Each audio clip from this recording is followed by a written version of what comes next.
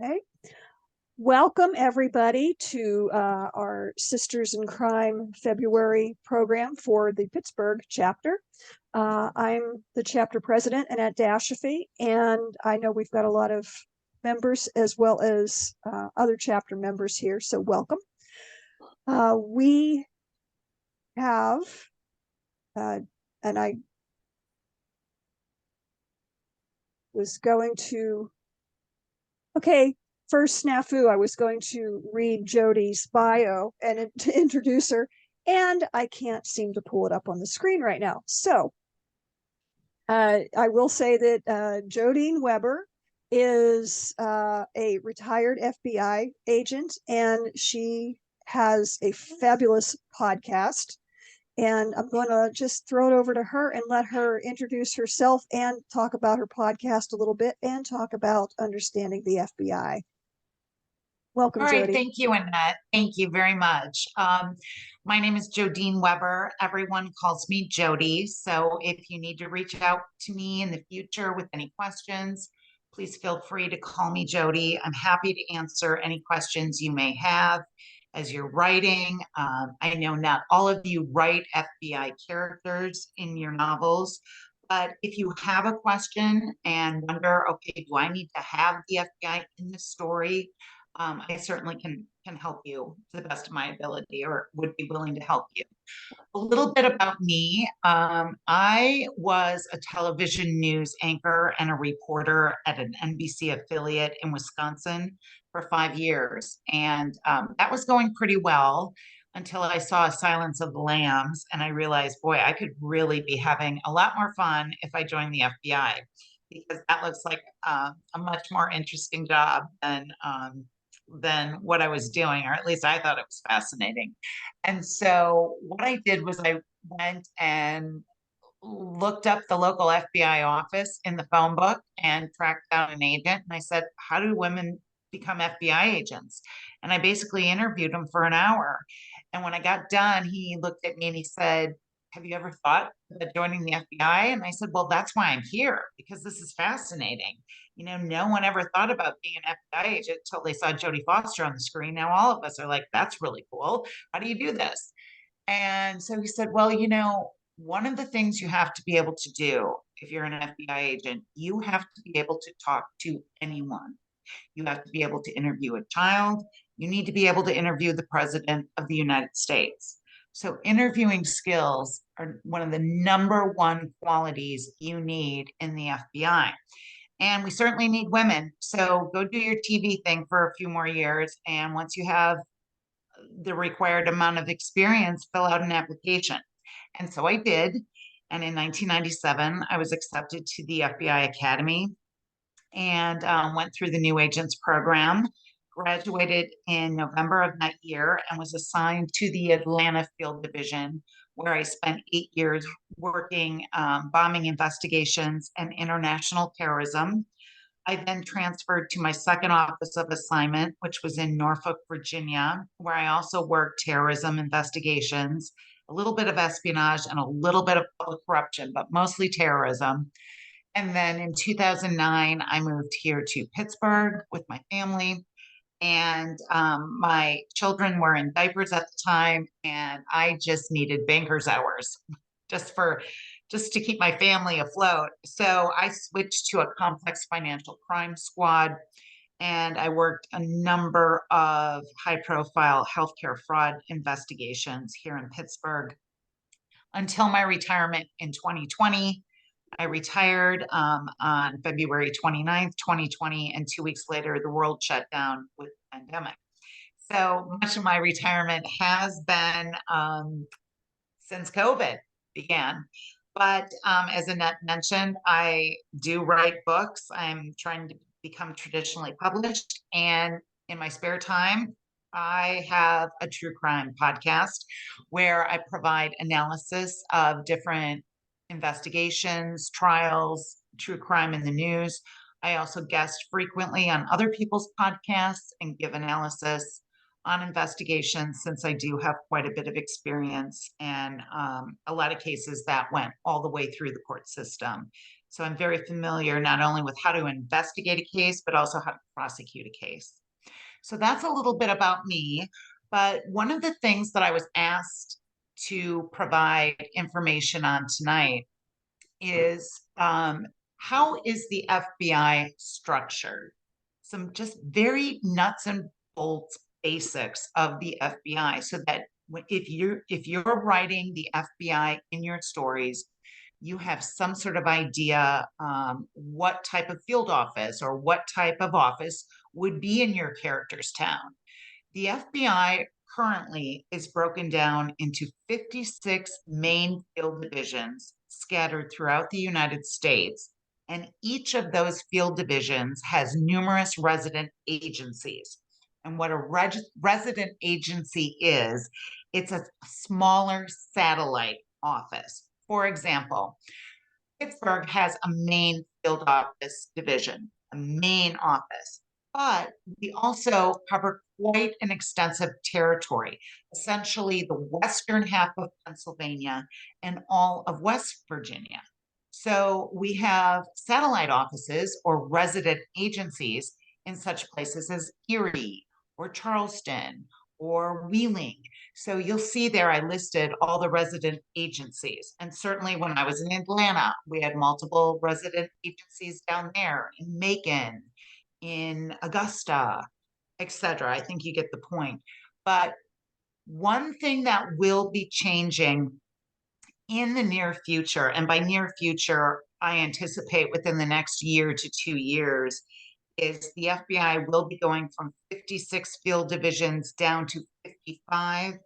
Right now in Tennessee, we currently have field division offices in Knoxville and Memphis. And so what is being done is they're going to change those field divisions into resident agencies and create a new field division in Nashville, since that seems to be where the population is concentrated now in Tennessee. Additionally, the FBI has numerous legal attaché offices throughout the world. And what a legal attaché office is it's an FBI office in a foreign country that is there specifically for the purpose of liaisoning with the foreign law enforcement. So, for example, when I worked international terrorism cases, I often had cases that had leads or had investigative follow-up that was necessary in the UK. So in order for me to have boots on the ground in a foreign country, what I would do is I would set a lead to the legal attaché office in London and say, here's what I need. I need someone in country there to track down this individual because I believe my terrorism subject is using his stolen passport. And then the legal attaché would liaison with Scotland Yard, tell them what my investigative interest is. They would go out and essentially be investigators for me on my case. And then we do that reciprocal. The legal attaché, if Scotland Yard had something they needed investigated here in Pittsburgh, the legal attaché then would reach out to the Pittsburgh field office and try to accommodate whatever their investigative needs are. So we are scattered throughout the world. Many countries have not only a head legal attaché office, but also sub-offices, especially in Mexico and some of the bigger European countries. Now, the FBI also has numerous facilities in addition to the field offices and the resident agencies. Obviously, one of the most widely known is FBI headquarters on Pennsylvania Avenue in Washington, D.C. It's about a block and a half down from the White House, directly across from the Department of Justice, across the street. There are tunnels underneath the ground that connect the two buildings, and you spend a lot of time there when you're an FBI agent. You often have to go brief cases up the chain at headquarters, and FBI laboratory used to be contained in FBI headquarters in Washington, D.C., but a number of years ago, it moved to Quantico, Virginia. Quantico, Virginia is where the FBI Academy is located. That's where the new agents train, as well as the National Academy is hosted at the FBI Academy campus. And the National Academy is where local law enforcement, local police officers, and sheriff's department officers can attend training with the FBI to learn about our techniques in investigation and our programs. As I mentioned, the FBI laboratory is now also located at Quantico, as well as the FBI Operational Technology Division. I like to call that the gals and guys with gadgets. That's where if I ever had a technical need on any of my cases, any sort of recording devices, special techniques, that sort of thing. If we didn't have it in-house, I could go to them. I even had them build me special devices for recording purposes. So they can get very, very crafty, and the expertise is just out of this world. We also have the Criminal Justice Information Services Division. That's in Clarksburg, West Virginia. The nickname for that is CJIS, and that is where a lot of the fingerprint examination takes place, as well as the FBI call center is located there. If you'll hear on the news, call the FBI tip line or go on the web and send in a tip to the www.fbi.gov. It all goes to CJIS. So that's where that's collected. And then we have the FBI facility at Redstone Arsenal down in Huntsville, Alabama. Essentially, a lot of FBI headquarter units got moved down there in the past few years. We've just outgrown FBI headquarters, is the bottom line. We needed more space. And there are several units that liaison quite well down there. It makes sense to have them down there. Certainly, our tactical units that were previously headquartered at FBI headquarters, our weapons of mass destruction unit, certainly any of the units that liaison with the military on a frequent basis, with NASA, it makes sense to have them down in Huntsville, Alabama. Now, within a field office, there's a specific structure. The head or the lead of the field office is known as the special agent in charge. And below him or her, now I'm going to stop right there. Most field offices have one special agent in charge, except for the very, very large field offices like New York City or Washington field office in Washington, D.C. or L.A. They have multiple special agents in charge. But usually a field office, such as all three of them that I worked in, Atlanta, Norfolk, and Pittsburgh, they only had one special agent in charge. Beneath the special agent in charge are several assistant special agents in charge. They're kind of like, I like to equate them to the vice principal of a high school. They pretty much do all the disciplinary issues and handle all the interaction between the special agent in charge and the agents working in the field. They're the go-between. They get all the headaches, and the special agent in charge is pretty much the one out meeting with other local officials like your police chiefs or the head of your sheriff's departments, with the other federal agencies, the mayors of your town. The supervisory special agents are the agents who are supervising squads. And I'm going to get to what squads are in a minute. But essentially, they supervise teams of agents, usually between 6 and 12 at a time. Special agents are like myself. I have never had any desire to go into management. So I was just a special agent my entire career. I think I had the best job in the FBI because once you go into management, you're really not investigating cases anymore. What you're doing is managing people and pushing paper. So, if you really, really enjoy investigation, the place to stay is at the special agent level. Then we also have intelligence analysts. To me, I think those are some of the biggest unsung heroes within the FBI. They do so much analysis, especially with electronic data, computer data, um, just really just experts on database analysis and being able to link different databases together to compare things. So let's say, for example, I had a subject that I wanted to see, okay, who has this type of weapon registered with the ATF, but also drives this type of pickup truck and has a cell phone subscribed with AT&T. I could go to an intelligence analyst and they would correlate all that data and figure it out for me. So they are really, really the unsung heroes, I believe. And I believe often some of the biggest cases that you see that the FBI has the most success on are due in large part because of the wonderful work the analysts do. And then the FBI also has its professional support staff.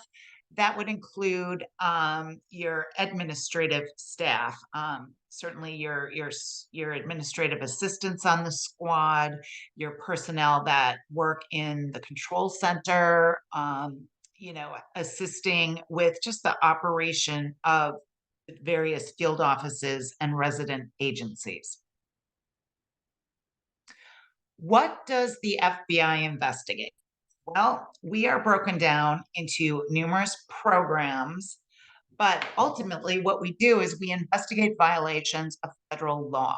And there are more than 800 statutes that we investigate violations of federal law and criminal code that fall under our investigative programs. The first would be international and domestic terrorism. That would be any sort of terrorism attack against US people, facilities here in the continental United States or our embassies abroad. We also have foreign counterintelligence programs, and that means spies, big white balloons that float and spy on us. I think you all know what that is. So yes, the foreign counterintelligence squads investigate things like that.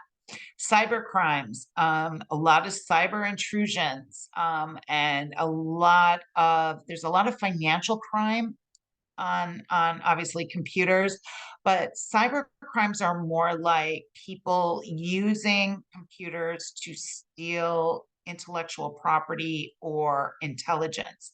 So sometimes you see a lot of overlap between the foreign counterintelligence squads and cyber squads, because frankly, spies they want to get in your computer because that's your knowledge base. Everyone stores their information on computers nowadays. We also work public corruption.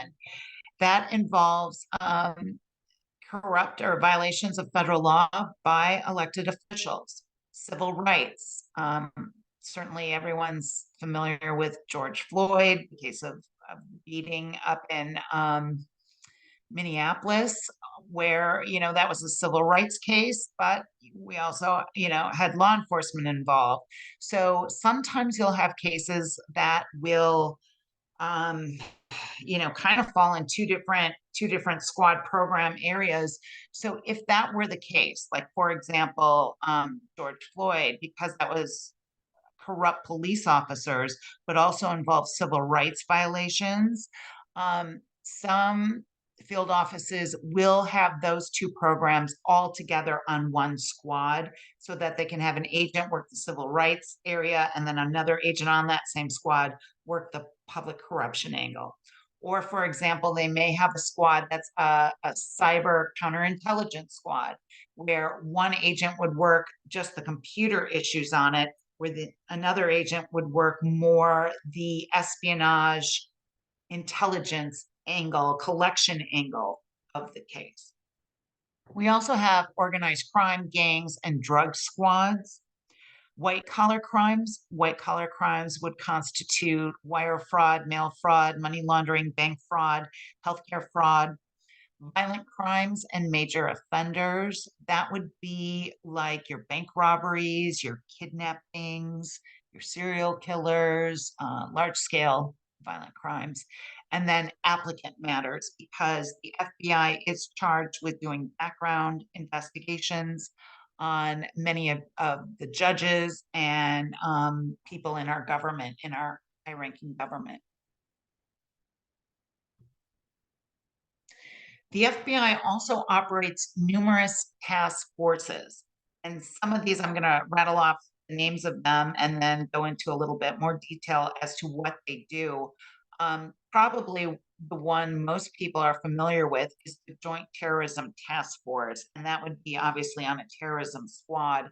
It's composed of FBI agents as well as other agents from other federal agencies, specifically Department of Homeland Security, usually IRS. Oftentimes, will have ATF, Bureau of Alcohol, Tobacco, and Firearms on there, as well as representation from your local police departments. So, for example, here in Pittsburgh, we would have the Pittsburgh PD, Allegheny County Sheriff's Department, perhaps an officer from the University of Pittsburgh Police Department. So it's an opportunity for federal and local law enforcement to work together collectively to fight terrorism in the area of responsibility that the field office has jurisdiction over. Another task force that's very common is the Crimes Against Children Task Force. And this involves the child exploitation violations, where we're talking about pedophilia and the pedophiles and child pornography. And so typically those task forces are composed of FBI agents, US Postal Investigative Services. Oftentimes, you may as well get the local detectives from your local agencies on there.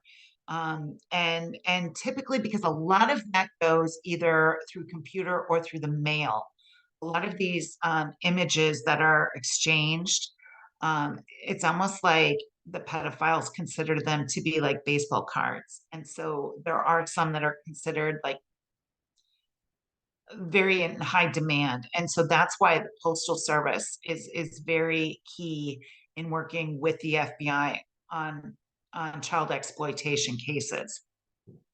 The Organized Crime Drug Enforcement Task Force, that'll involve usually FBI and DEA, as well as possibly local departments on it. The Healthcare Fraud Task Force, I worked on that for a number of years. We worked collaboratively with DEA, specifically with the opioid epidemic going across the country, as well as fentanyl cases.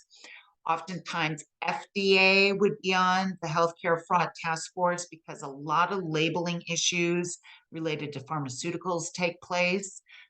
There's a lot of overlap there. So FDA is very helpful on that task force, as well as IRS and Health and Human Services. And then finally, another common task force is the HIDTA task force, which stands for the High Intensity Drug Trafficking Areas Task Force. And again, that's typically when you have a large gang presence in your town and with a high rate of drug trafficking in that area. One question that comes up quite frequently: does the FBI work with private investigators? No, no, and no. The reason why not is the only people who are allowed access to information on an ongoing FBI investigation are people with a need to know. Private investigators do not have a need to know what is going on in an active FBI investigation, nor would we share it with them. So, like for example, in Idaho, I know one of the families hired a private investigator. All that does is complicate the work of the Moscow Police Department in connection with the homicide investigation, as well as the FBI working that case in conjunction with Moscow PD. If you hire a private investigator and they go out and interview a witness, it's a very good possibility that they will make suggestive statements and taint the witness's testimony and or memory. They may rub the witness or victim the wrong way, making that person less likely to cooperate with legitimate law enforcement when the case needs to progress towards trial. So, not a big fan of private investigators as far as when they try to interfere with active ongoing cases. Most people don't understand that most private investigators are actually utilized by insurance companies, and they're often utilized to follow people to prove workman's comp claims. That's what most private investigators are used for, or to follow cheating spouses. Now, in the FBI, if you want to work undercover, you can. The vast majority of FBI agents, 85 to 90%, are overt agents, meaning people know and can know you're an FBI agent. Just because you are overt doesn't mean you can't ever be undercover. You certainly can. I did some undercover work on some of my cases, but to be a full-time undercover agent where that's all you do is work undercover and travel extensively and no one knows your real name. That's an entirely different animal. So if you wanted to become one of these agents who doesn't live under true identity or goes and works in a long-term capacity in another city at undercover, the first qualification is you need to be a special agent, but then you need to complete your 2-year probationary period. Then once you're off probation, then you can apply to undercover school. Once you're accepted, you go to an extensive undercover school at Quantico, where essentially they put you through a whole nother training program. At the FBI Academy, we have essentially a town built on the campus called Hogan's Alley. It's like a movie set. And in Hogan's Alley, all sorts of crimes occur, and we are trained to solve them in Hogan's Alley. And so a lot of the undercover training goes on there where the agents need to practice being undercover, having covert or backstopped identities, meaning fake identification, having a fake history, a fake everything. Where did you grow up? Well, you don't grow up where you really grow up. You grow up in a whole nother city that you have to learn about. You have to know, okay, what's the hot restaurant there? Where do people go on Friday nights? You're really backstop with a whole fake background. And then if you are an undercover agent working full time on undercover cases, you will never come to the regular FBI field offices or the resident agencies because if anyone's following you and suspicious of you, if you walk into an FBI agent or office, you've just blown your cover. So they also work out of covert offices.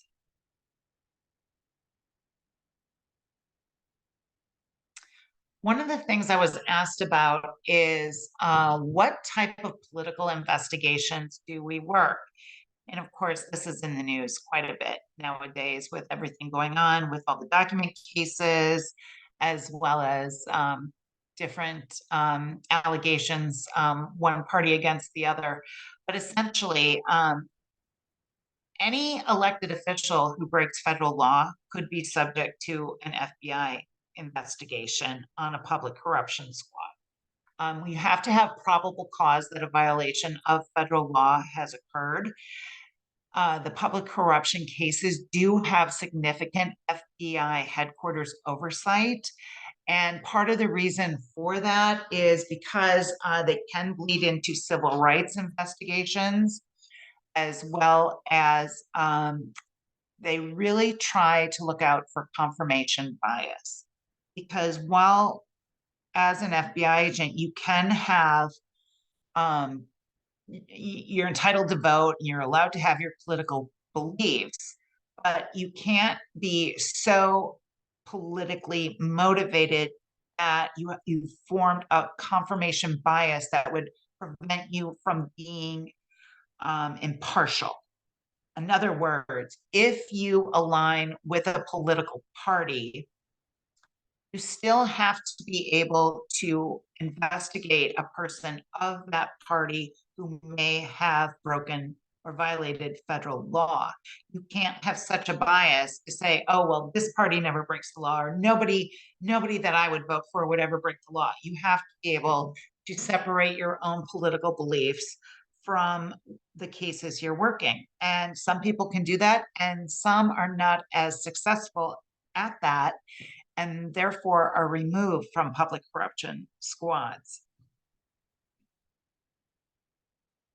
Additionally, we also, or I should say FBI agents, I tend to fall into that habit. I say we, and I forget I'm retired, so I'm not really part of the we anymore. But I should say, as FBI agents, you're not allowed to join any like fundraising group for a political candidate, or put yard signs in your yard at election time. You have to try to be as politically impartial publicly as you can. Now, one of the things I wanted to point out to you that I think is one of the most valuable resources for writers is the FBI Investigative Publicity and Public Affairs Unit. They have incredible resources that can help you out. And the first thing I'm going to mention to you is a podcast. And as long as we're talking about podcasts, I know we mentioned at the top that I have a true crime podcast. Um, I'm just going to say podcasts and documentaries are one of the best resources you as writers should explore for how law enforcement operates day to day, how they analyze cases, what techniques they would use, what are some of the peculiarities they've experienced in their cases over the years.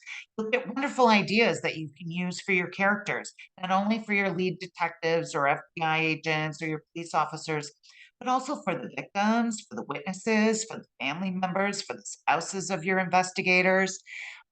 It's really a good idea. For any of you who have homicide detectives in any of your series or novels, I listen to a fantastic podcast called Off the Cuff, and it's with these retired New York City homicide detectives, and they really do a wonderful job talking about how you would work a case in a big city like New York. Now, if you've set your novel in, let's say, a small town, that may not be the podcast for you.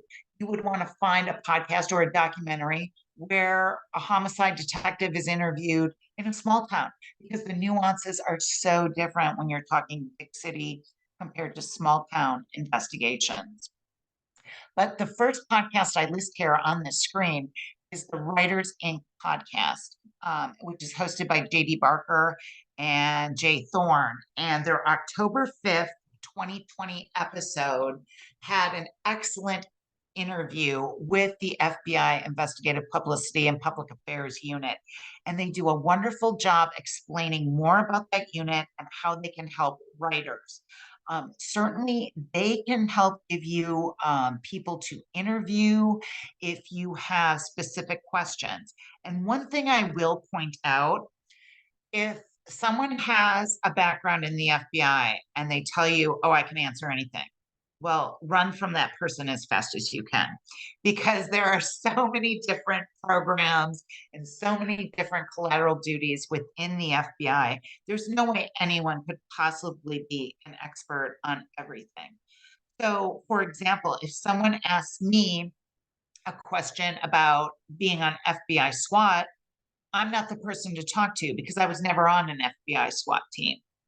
Neither was I was never, let me think. I never was an FBI pilot. I was never a crisis negotiator. I was on an evidence response team, however.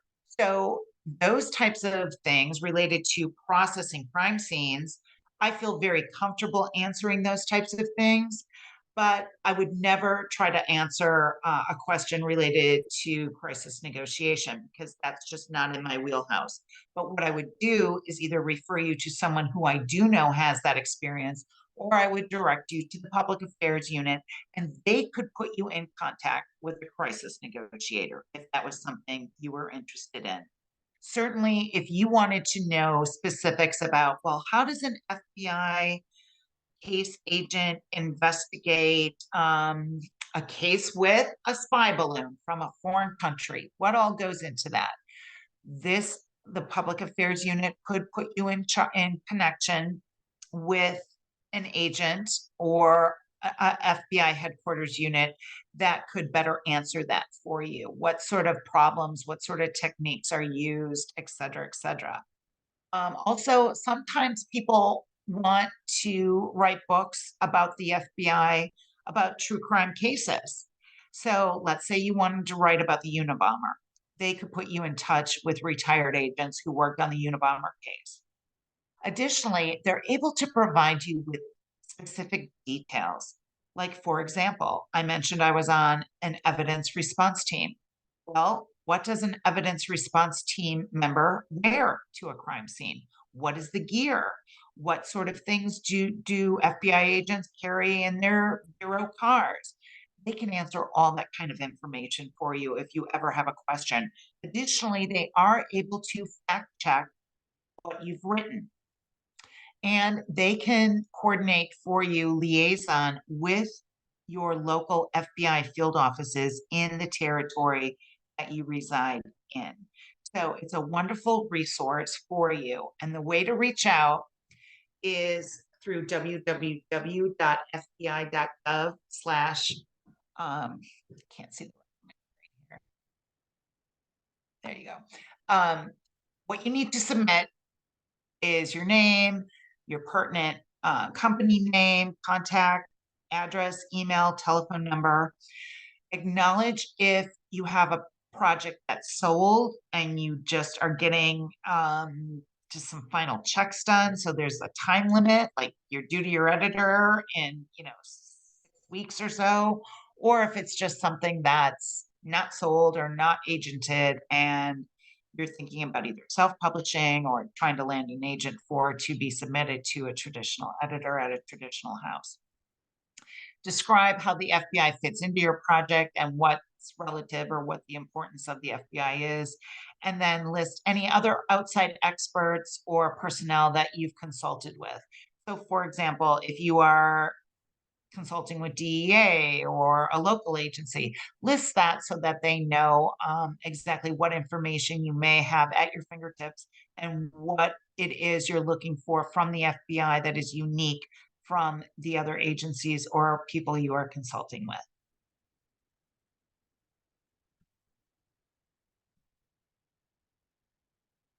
I'm available now to take any questions you may have. I've got my contact information here. Certainly, you can contact me at my website, jodeneweber.com. Follow me on Twitter or Instagram. Like I said, I do have a true crime podcast, Caught in My Web. I cover all the breaking true crime cases as well as other cases that are cold, and I tell you how I'd work them. I give you suggestions. The feedback I've gotten has been very positive. It's only $5 a month, but I think it does provide a lot of interesting information for writers that you just don't get by watching TV or a movie. You really need to listen to either agents or detectives on documentaries or on podcasts to really learn, what kind of hurdles do they experience in day-to-day investigative activity on cases? How would they attack things? What sort of techniques would they utilize? It really is the best resource out there for writers. And then I'm also a frequent guest on Reality Life with Kate Casey. She covers a lot of true crime documentaries. So I would recommend listening to her as well, because not only am I a frequent guest on there, but she really covers a lot of documentaries that can be very helpful to you. And then I also have a Facebook page for Caught in My Web that you can follow. Are there any questions out there? Jody, you've got one down in the chat from Tanya. Tanya, do you want to unmute and ask yourself? Sure. Hi, Jody. Hi. I'm turning my camera on so you can see who I am. Sorry. Hi, Tanya. I came in late because I was detained, but I had a question. When I came in, you were talking about undercover agents, and Okay. so if somebody works undercover, do they ever work in a regular position in the FBI after that, or do they like not work in a traditional? Yes, they can go back. They can go back and be an overt agent. Okay. They can, absolutely. And certainly, even if they've been in deep undercover on a case, let's say for 4 months, like let's say there's a case that needs an undercover agent in San Francisco. They're not going to use an agent from San Francisco. They're going to pull one from Pittsburgh or from Memphis okay. So that agent can go out there and work that, and then they'll come back to their home field office, and they may go out on another assignment long term, or they may say, you know what, I need a break for a while. This has been hard on my family. And then they'll go work additional, like a regular agent will. But then if they choose to go back out again, they'll get an entirely new backstop identity and go out to a different city. Now, there are times when you can work undercover within your field office, and specifically that happens a lot online when you're trying to work, especially catching predators, and you're posing as a 13-year-old girl, so to speak, that sort of thing. Okay. Thank you. Sure. Mary Alice, you've got a question? Yes, I do. Thank you. This is just fabulous. I learned so much. I have a pop culture question, Jody. Sure. I have been rewatching X-Files recently, and I would love your take on that. And the subset of that question is, do you all still wear suits? Is there a dress code for agents, men and women? Well, now that's the best question of the night, because it has become increasingly lax. It used to be, yes, it used to be business suits. And certainly if you were on like a drug squad, then less so. But on most of the other cases or squads where you're working cases in public corruption, white collar, terrorism, cyber, yes, it's business suit, formal dress. However, I noticed with more the millennial crowd, they get away from the traditional suits and have more separates. And several times a year in all three field divisions I worked in, the special agent in charge would send out an email saying that the dress code is looking rather lax and that we need to tidy up and we have to carry on our professional appearance.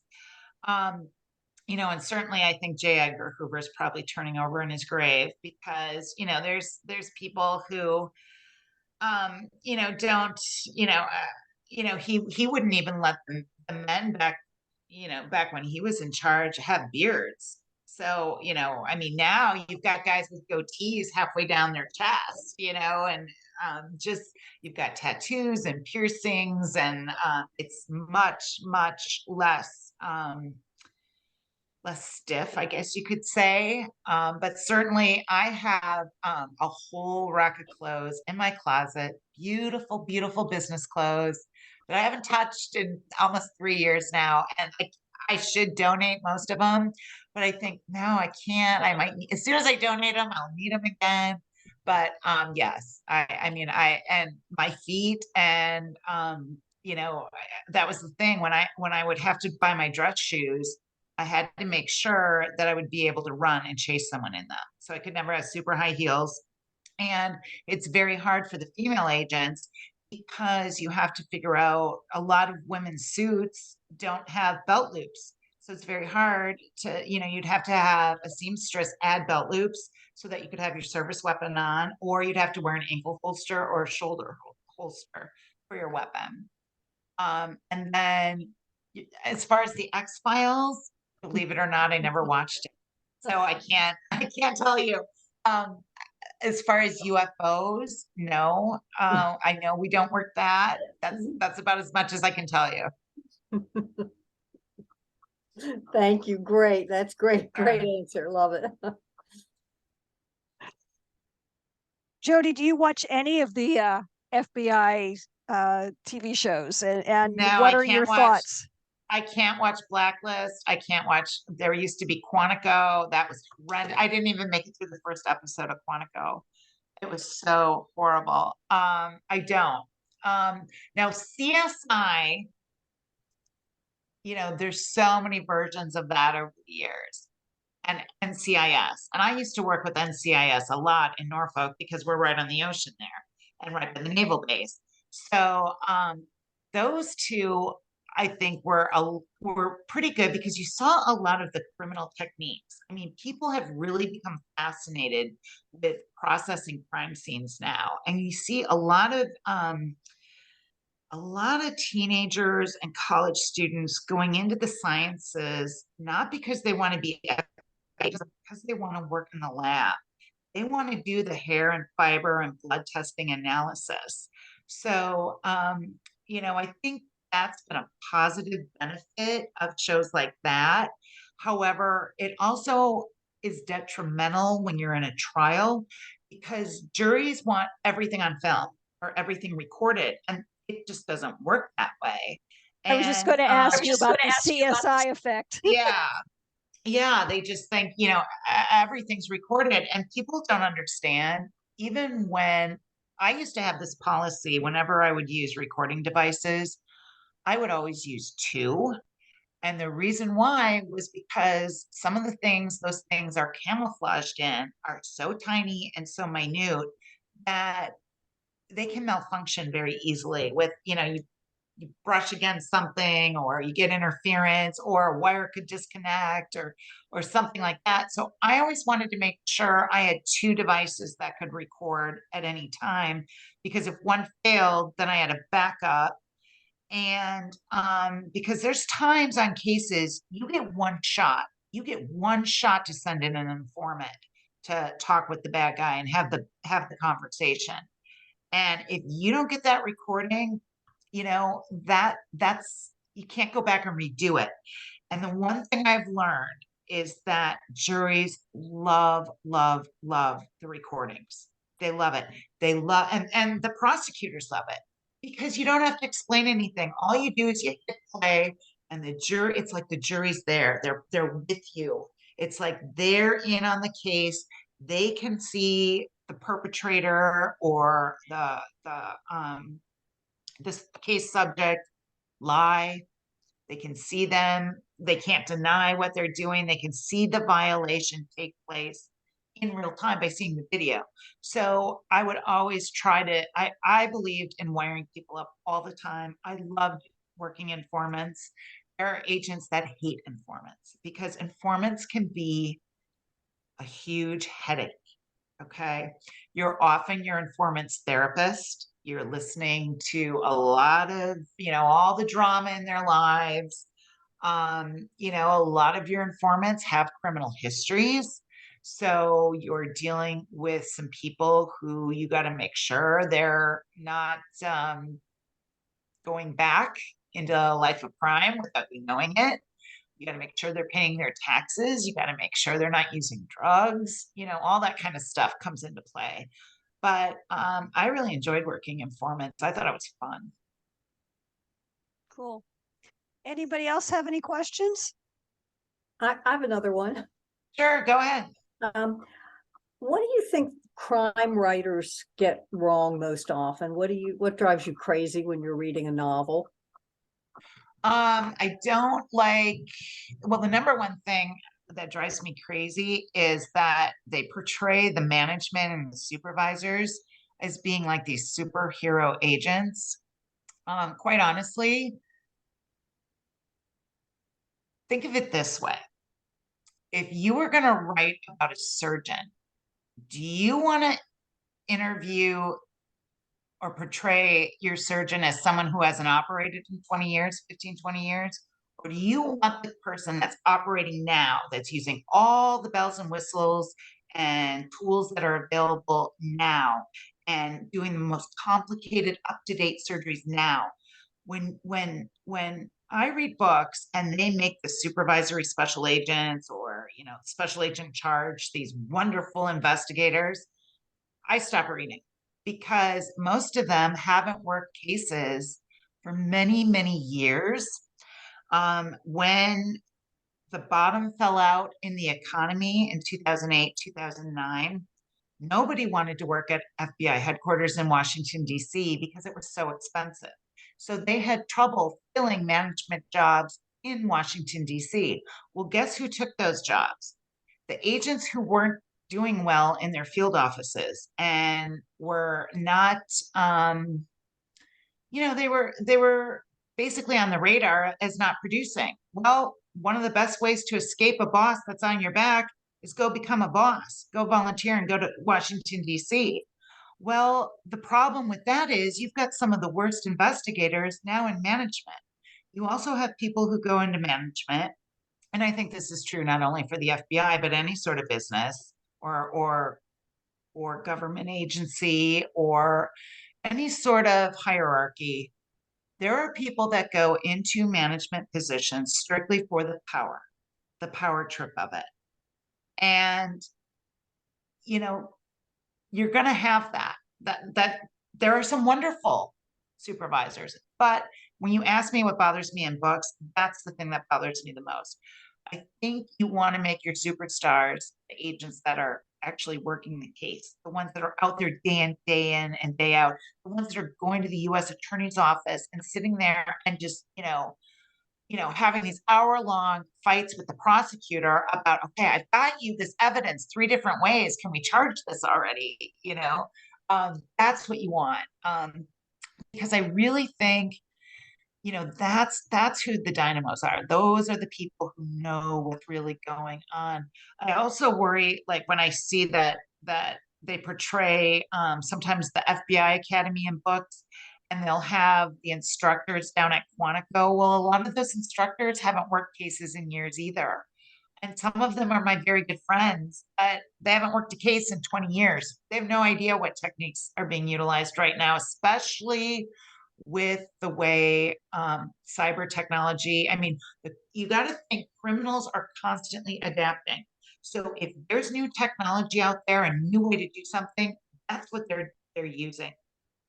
Government's always one step behind the criminals. We're rushing to keep up. So you want to make sure that you watch for that when you write your characters. That drives me nuts. I also don't like female detectives or agents as unmarried, without children, alcoholics. Quite frankly, if I had to pick like 10 people to work a case with me, I'm picking the female agents who are moms, because if you want something done, they're the ones that they keep all the plates spinning in the air at once. They really, really do. And they just, they get it done. I mean, you don't sleep while you're an FBI agent and you're a mom at the same time, but you get very good at multitasking and prioritizing and using your time wisely. So that, and quite frankly, I kind of think the alcoholism trope in law enforcement is overdone.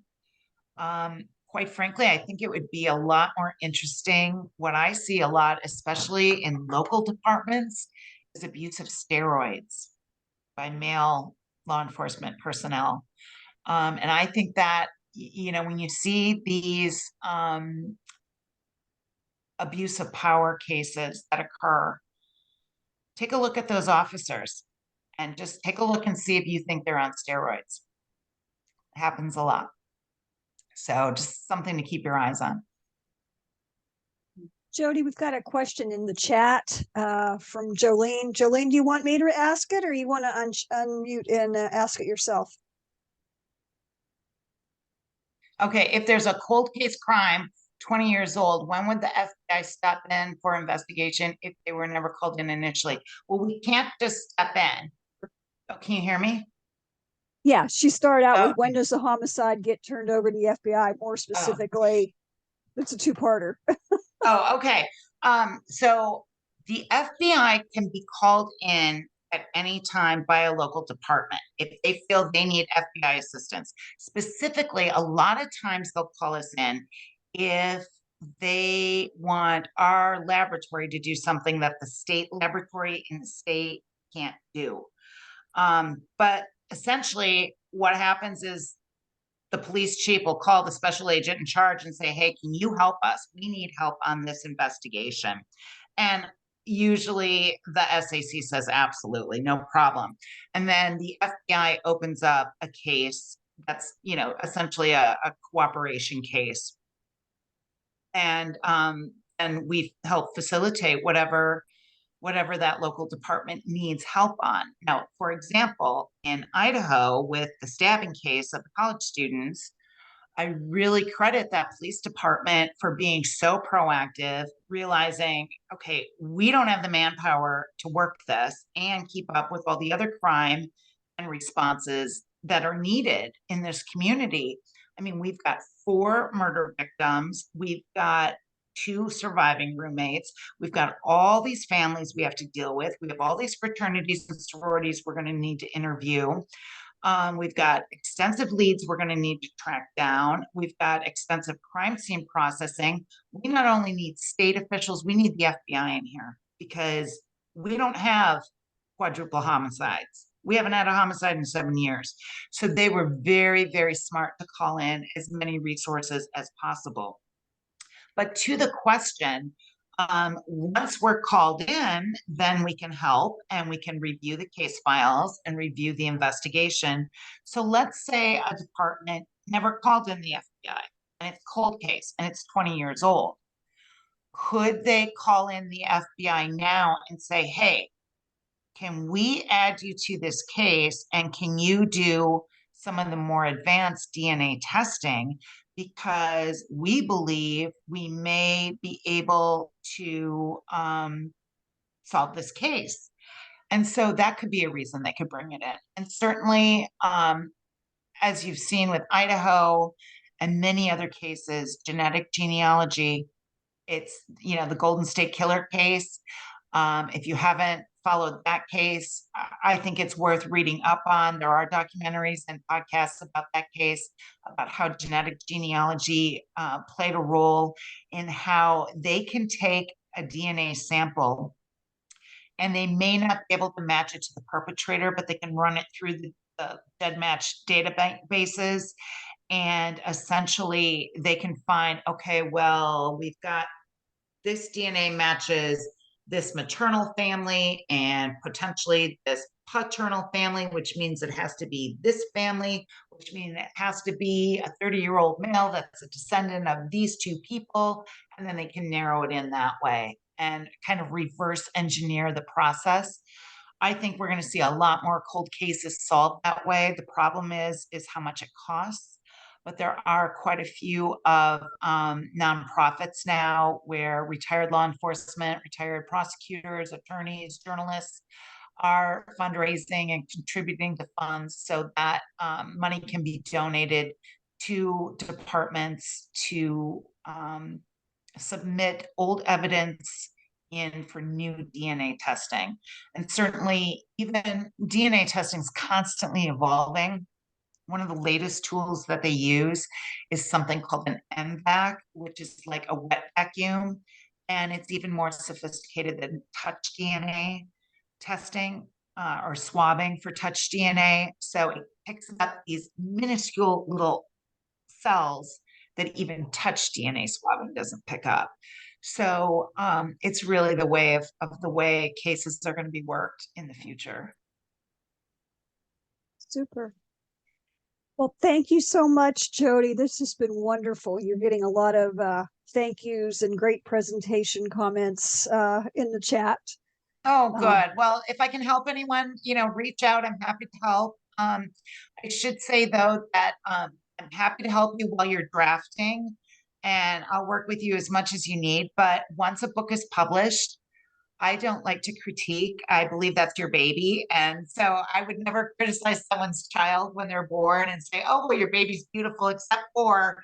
So once your book is published, I'm just going to say I'm so happy for you. But I don't like to criticize something once it's in print or critique something once it's I'd in like to do print. anything about it then anyway. Right, exactly. You can't change it. So I just don't feel comfortable doing that. But certainly if you're drafting, reach out to me and I'm happy to answer any questions you have or read whatever you have. Okay, great. Thank you, everybody. I'm going to stop the recording at this point.